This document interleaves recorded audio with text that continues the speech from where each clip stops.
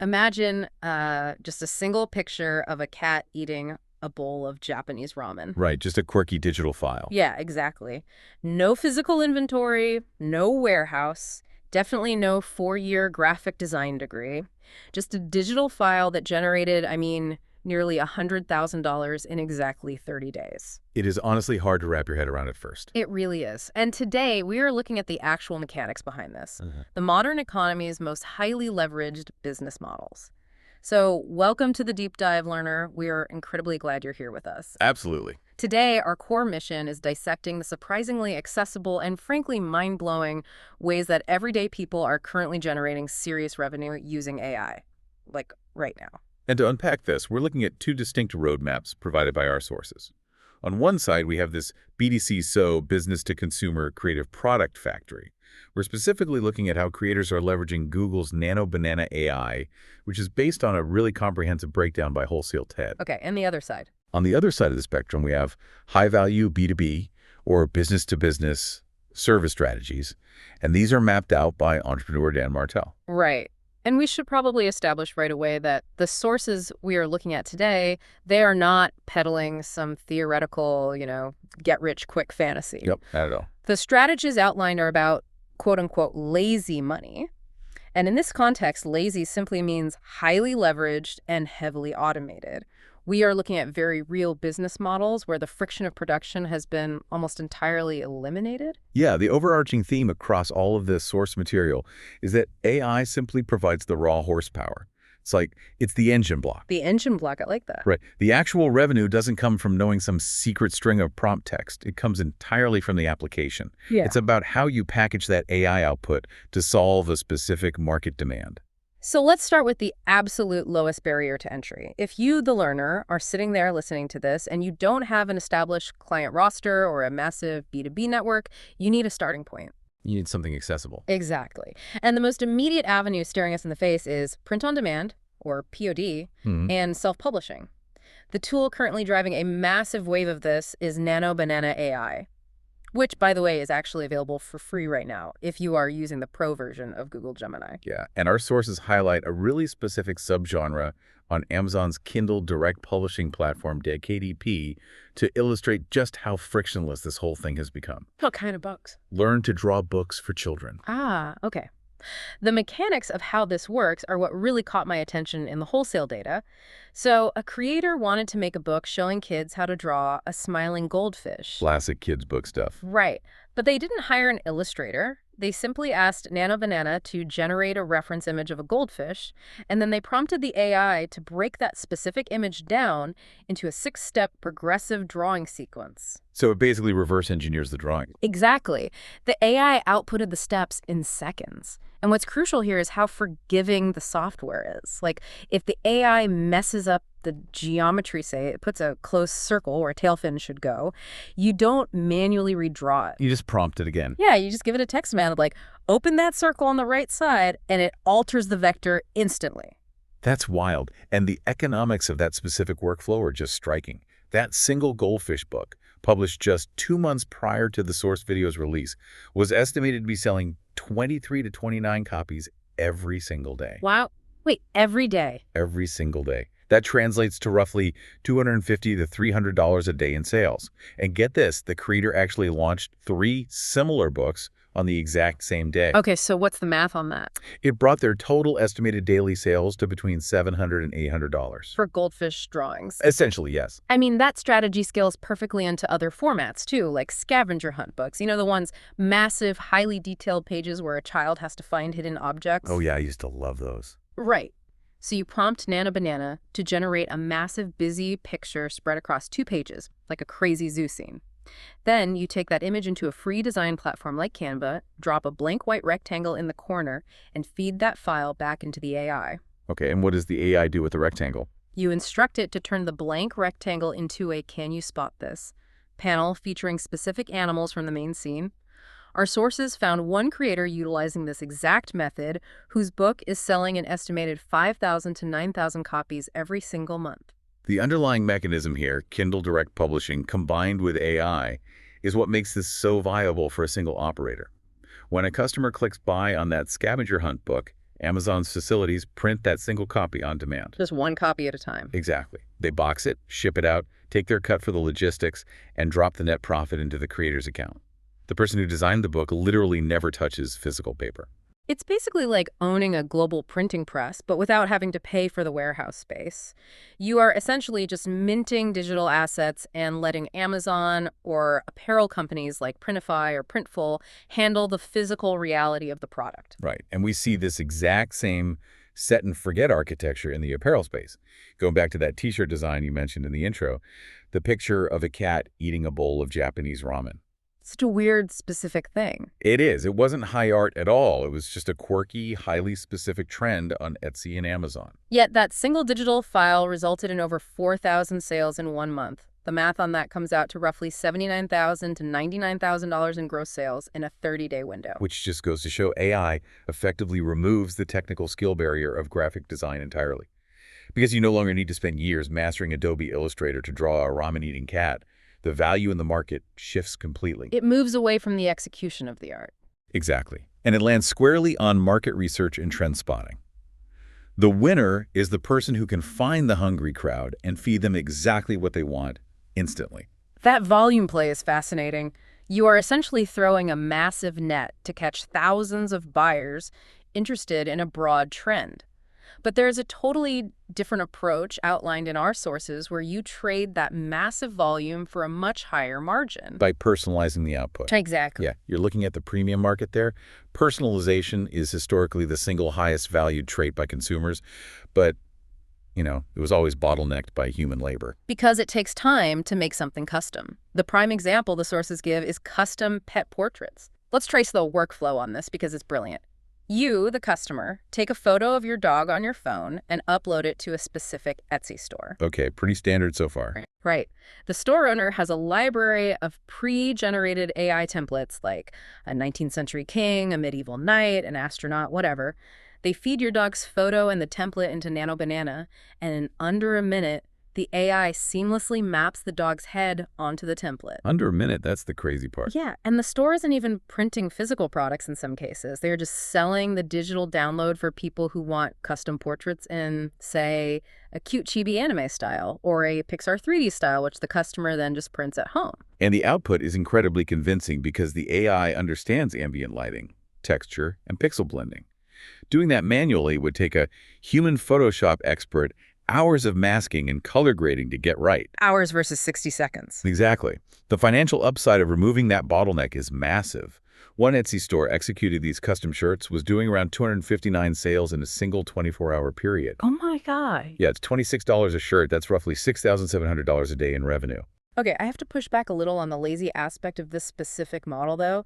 If you are processing 259 bespoke orders, managing the uploads, and running the prompts for every individual customer, isn't that just a new type of manual labor? That's a fair point. I mean, doesn't doing custom one-off portraits defeat the purpose of the highly automated printing press analogy we just discussed? Well, it does require more active management than the set and forget book, sure, but you have to view it through the lens of leverage.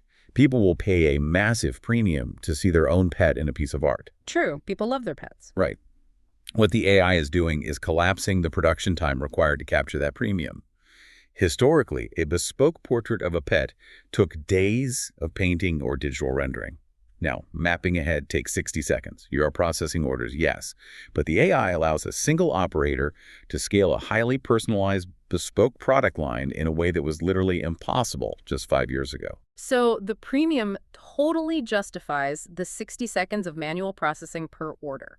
And, if we are talking about high perceived value and collapsing production time, we have to look at the breakdown of AI time-lapse video generation. Oh, this one is fascinating. The sources detail a workflow for creating those incredibly satisfying viral videos where an empty room magically transforms into a luxury space.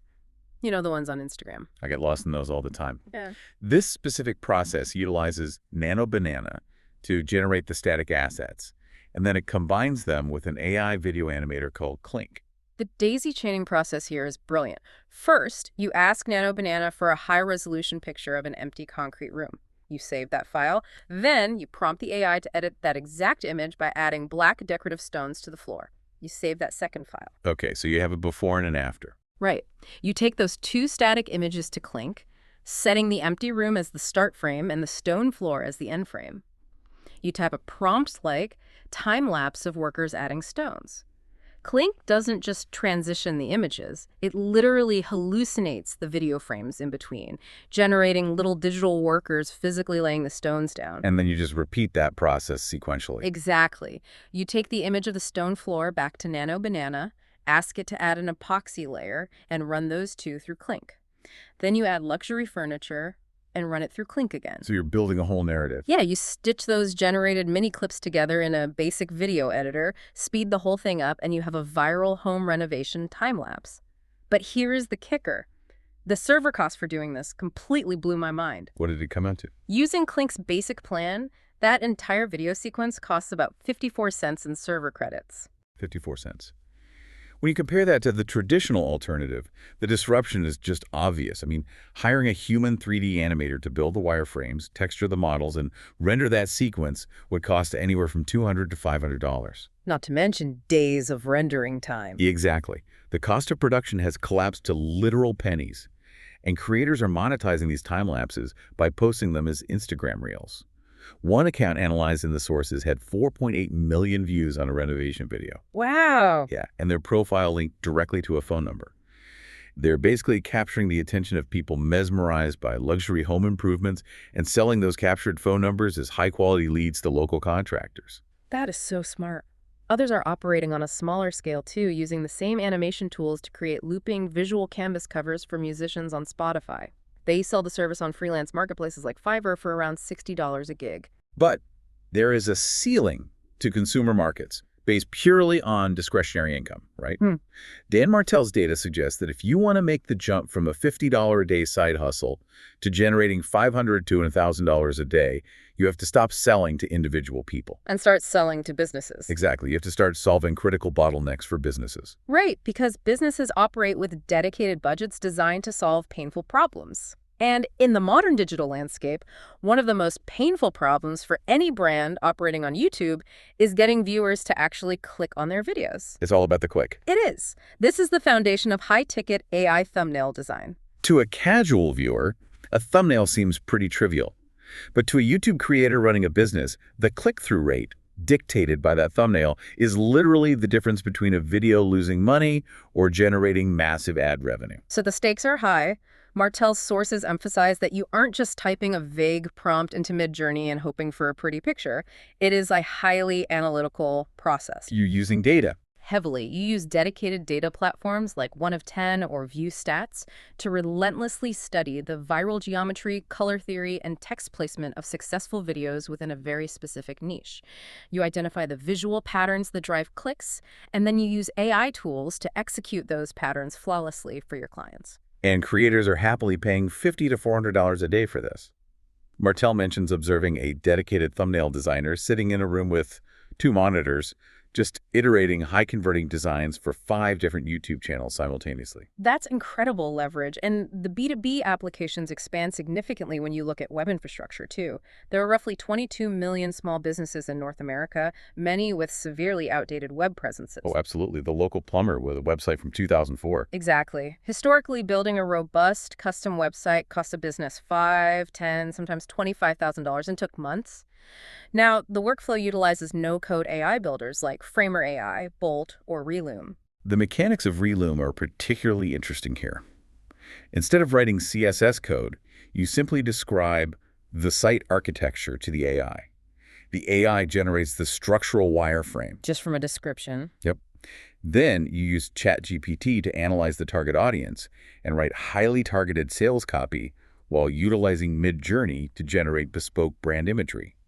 The no-code AI stitches it all together into functional code. So you can literally build a highly optimized, beautiful site in a single afternoon and charge top dollar, because the business is paying for the final result, not the hours it took you to assemble it. Exactly. Which brings us to the million-dollar question for you, the learner, listening to this.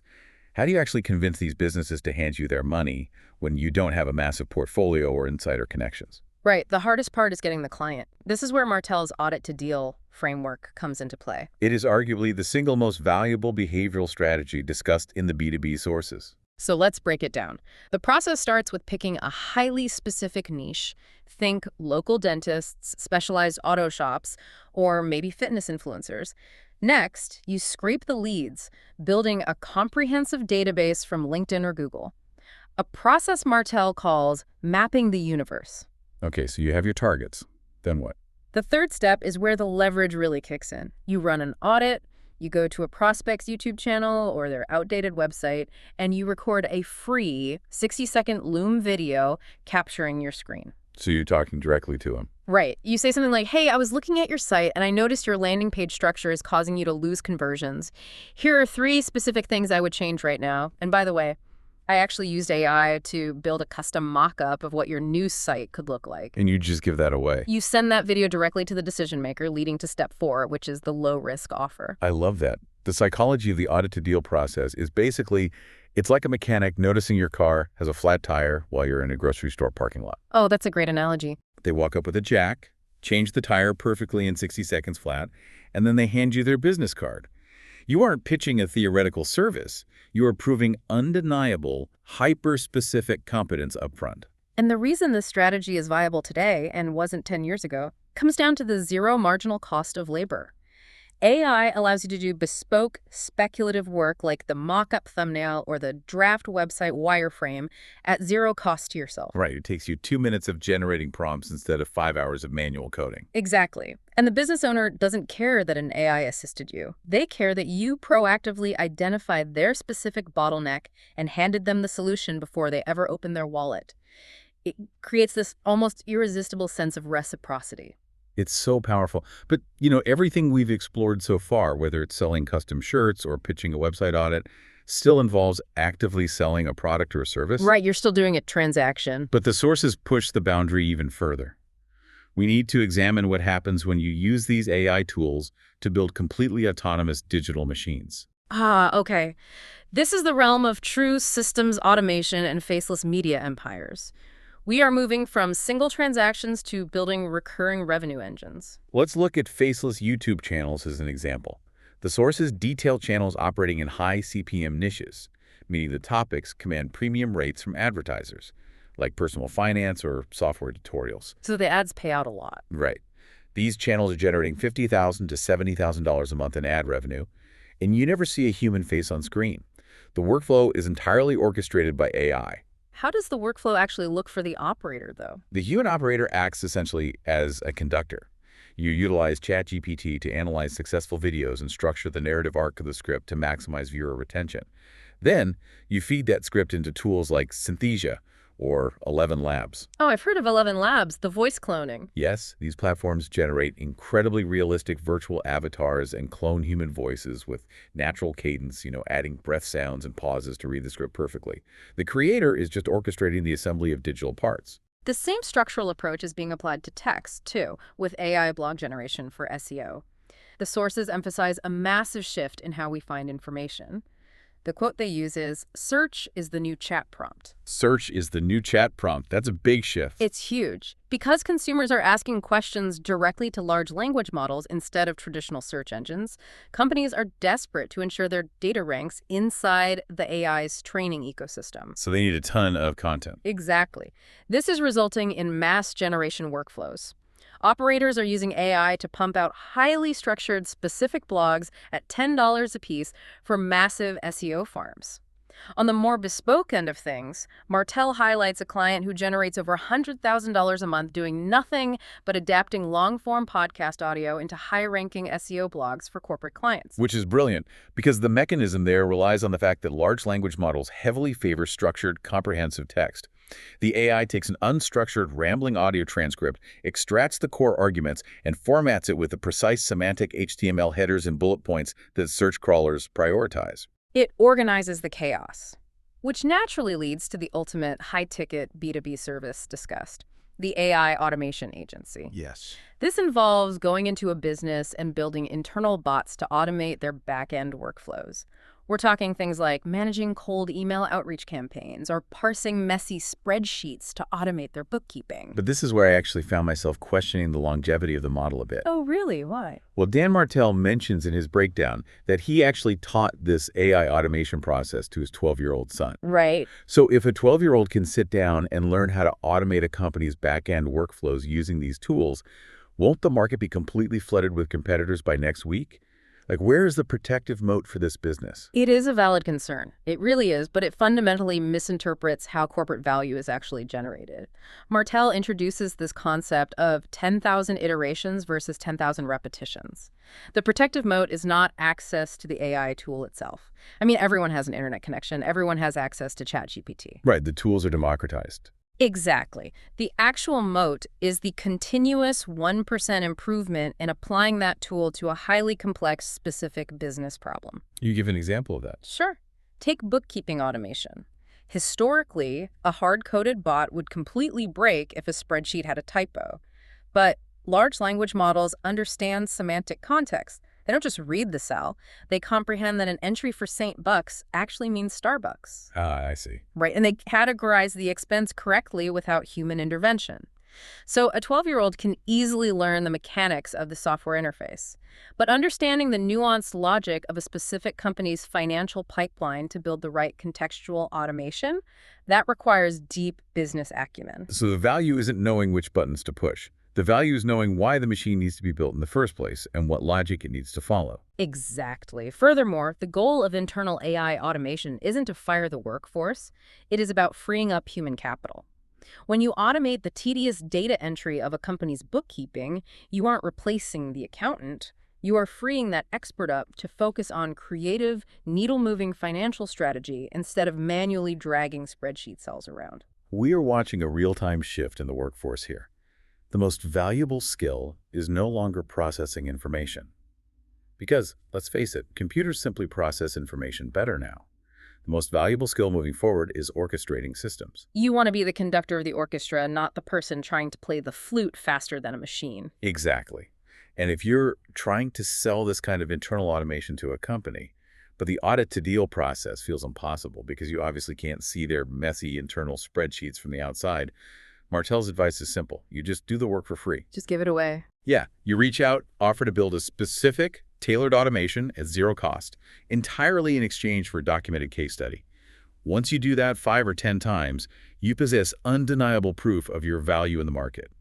And those same companies will likely just put you on retainer to maintain the systems you just built. We have covered a massive amount of ground today. Let's briefly summarize the 2 distinct blueprints we've explored for generating revenue with AI. First, we have the B2C creative volume and premium play. This involves utilizing tools like Google's Nano Banana to create highly leveraged digital products. Right, your learn to draw books, print-on-demand trends, custom pet portraits. Or capturing those high margins with time-lapse video generation. It is all about leveraging AI to operate as a one-person digital factory. And then the second blueprint is the B2B high-value service play.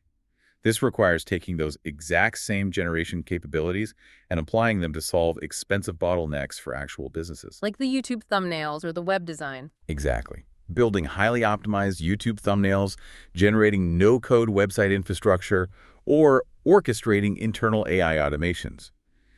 And the key to unlocking those corporate budgets is the audit-to-deal framework, leveraging the zero marginal cost of AI to prove your hyper-specific competence upfront before ever asking for a dollar.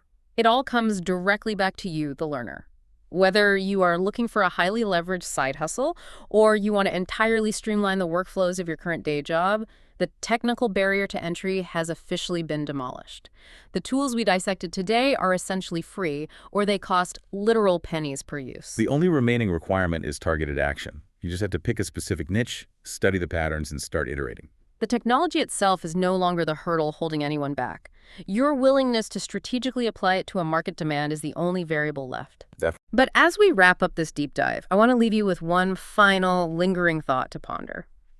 We talked earlier about how AI has collapsed the cost of production.